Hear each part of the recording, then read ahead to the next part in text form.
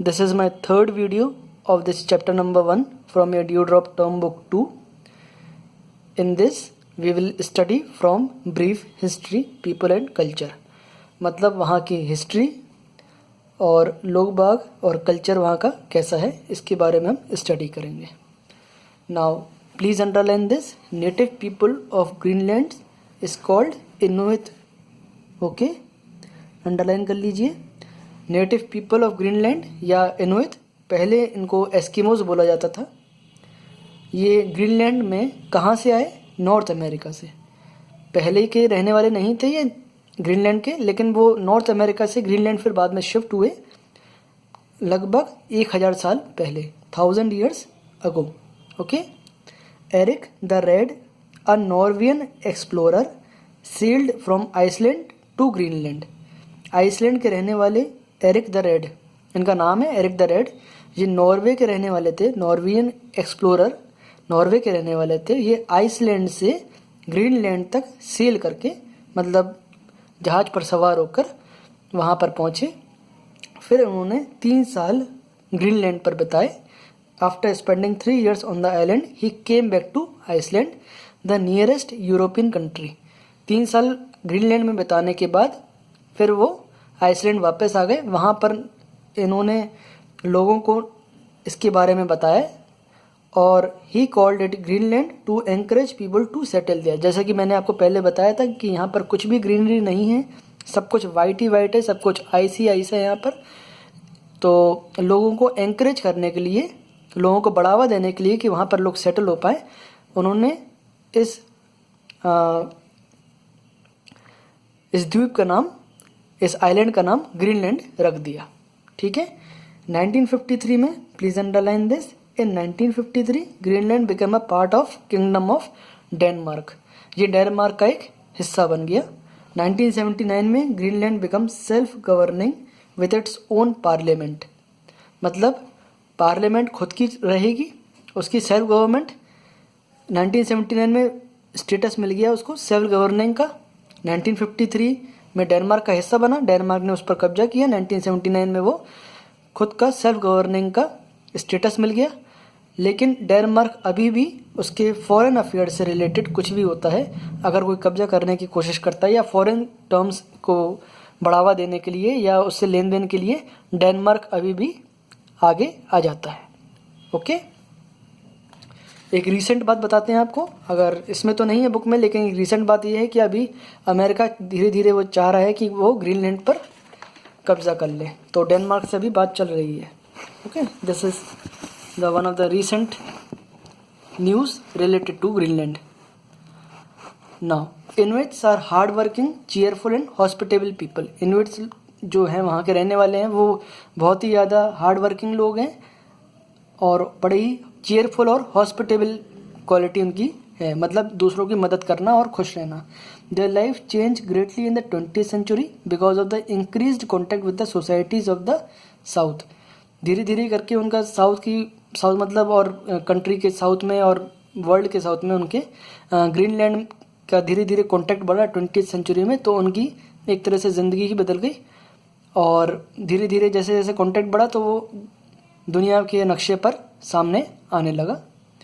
ये लोग short, strong और स्टाउट होते हैं, मतलब छोटी हेड के होते हैं और मजबूत बॉडी होती है इनकी. Their faces are flat with narrow black eyes, their skin is golden yellow. Okay. Almost everyone lives in small town that are near the coast. ज़्यादातर वो लोग कोस्ट के पास छोटे छोटे शहरों में रहते हैं. Over a period of time they have adopted themselves to the harsh climate. धीरे धीरे समय निकल जाने पर उन्होंने हार्श क्लाइमेट मतलब बहुत एक्सट्रीम क्लाइमेट में रहना सीख लिया है.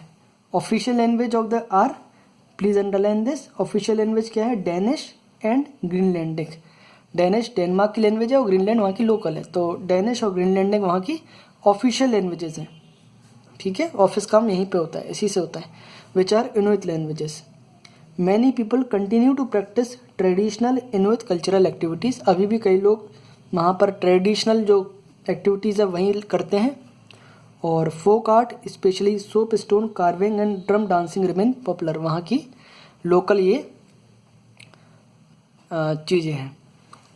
Inuit use narrow boat called kayak. ये नैरो बोट है, इसके अंदर इसके पैर हैं पूरे अंदर तक और ऐसे ही बिल्कुल नैरो बोट है, 1 सीटर या 2 सीटर ही रहता है और इसका मेन काम क्या होता है, फिशिंग करने के लिए, तो उसको क्या बोलते हैं, kayak. Please underline this. All the things which I am going to underline they can come in exam, so from exam point of view they are very important. ये नैरो बोट है, छोटी बिल्कुल पतली सी बोट है, उसको बोलते हैं kayak. ये फिशिंग और सी एनिमल्स के लिए काम आता है। ये बीच में जाते हैं ऐसे करके और इसी में जितनी भी मछलियाँ या छोटे छोटे जो एनिमल है वो पकड़ के इसी में बोट में रख देते हैं। ठीक है, दे आर 1 सीटर और maximum 2 seater only. Broader boat called umiak. जो बड़ी बोट्स हैं उनको बोलते हैं उमियाक।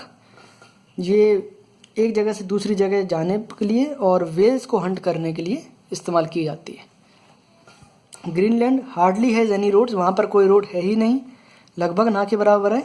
The people use sledges. देखिए अभी हमने पिछले वीडियो में डिस्कस किया था। यहाँ पे ये देखिए, यहाँ पर डॉग्स हैं जो कि पीछे ये स्लेज बंधी हुई है, इनके यहाँ पे रस्सी बंध के ये पीछे स्लेज है और ये आदमी यहाँ से एक जगह से दूसरी जगह जा रहा है। तो यही यहाँ पर यूज़ होता है। रेनडियर्स और wolf like dogs called huskies.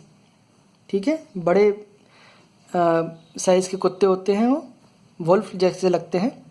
और रेनडियर भी कभी कभार इस्तेमाल कर लेते हैं वो लोग to travel from place to place. Nowadays the Inuits have also started using motor boats.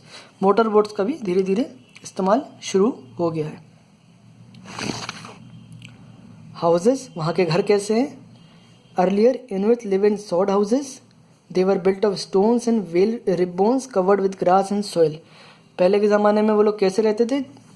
Sawed houses में रहते थे। सॉड हाउसेस का मतलब होता है स्टोन्स, पत्थर का बना हुआ, और पत्थर का ऐसे डोम जैसे बनाते थे और ऊपर से वेल की रिब बोन्स, वेल की जो आंतें होती हैं, जो रिब्स होती हैं, सॉरी आंतें नहीं, फेफड़े जो होते हैं, रिब्स होती हैं, उसकी बोन्स से उसको कवर करते थे। ऊपर का शेड बनाते थे, ऊपर का छत बनाते थे और उसके ऊपर घास और सॉइल वगैरह डाल देते थे रूफ के लिए। ठीक है, तो पत्थर लगाए और डोम जैसा उसने वहाँ पर रिब्स का, उसने वेल्स की रिब्स का छत जैसे बनाया और उसके ऊपर ढकने के लिए ग्रास लगा दिया ताकि वहाँ पर प्रॉपर इंसुलेशन मिल सके। ठीक है, लेकिन अब क्या शुरू हो गया वहाँ पर? अब वहाँ पर इग्लूज बनने लगे हैं। इग्लूज मतलब होता है ये इस तरीके का कुछ बर्फ़ से ही बना हुआ मकान, उसको बोलते हैं इग्लूज। तो अब यहाँ पर इग्लूज बनने लगे हैं। These houses are like domes. ये डोम टाइप का स्ट्रक्चर होता है। डोम मतलब ऊपर से कर्व होता है ताकि स्नो यहाँ पर जब गिरे इसके ऊपर बर्फ़बारी हो तो ये पूरी बह जाए। ठीक है, अगर फ्लैट ऐसे बना देंगे तो पूरी जो बर्फ़बारी होगी वो पूरी छत पर ही गिर जाएगी और छत पूरी भर जाएगी। लेकिन अगर ये स्लोप होगा तो पूरी स्नो बगल से बह जाएगी। ठीक है, तो these houses are like domes for the snow to fall on either side. अगल बगल स्नो गिर जाए। They have a hole in the centre for smoke and hot air to pass through. अंदर ये लोग आग वगैरह जलाते हैं या फिर खाना वगैरह बनाते हैं तो यहाँ पर एक छोटा सा होल भी होता है ताकि स्मोक अंदर ना फैले और बाहर तक निकलती रहे। ठीक है, the floor is covered with the skin and fur of animal. इसमें भी वही होता है, वहाँ पर छत कवर रहती थी, यहाँ पर फ्लोर जो है नीचे का जो एरिया है वो वेल की स्किन या किसी भी जंगली जानवर की जो स्किन है वो नीचे बिछा लेते हैं ताकि उनको सर्दी ना लगे, या फर बिछा लेते हैं, मोटी मोटी जो खाल होती है। Okay, permanent houses are also being built in the recent year. Permanent houses भी धीरे धीरे बिल्ट होने लगे हैं वहाँ पर। Tent made of animal skin called tupiks are also use by the people who travel specially during summer. अब धीरे धीरे टेंट भी बनने लगे हैं वहाँ पर एनिमल स्किन से, जिसको बोलते हैं टाउ पिग्स। होपफुली ये पिग्स की स्किन से ही बनता होगा और ज़्यादातर लोग जो इधर से उधर ट्रांसफ़र करते हैं या ट्रैवल करते हैं उनके लिए वो स्पेशल होता है। ठीक है, that's it for today. Thank you.